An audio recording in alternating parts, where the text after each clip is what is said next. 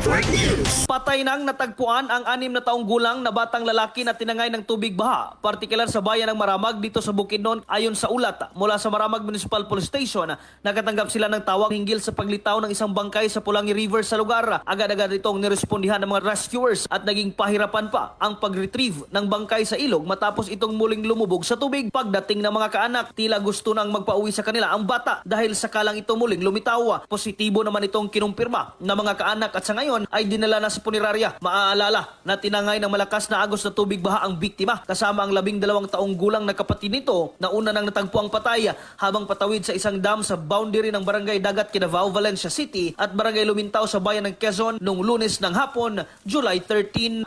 Kasama mo sa RMN DXMB Malaybalay at ng 95.3 IFM News Bukidnon, Matik, Radjuman Mark Mikabalo. Tatak, RMN RMN Network News.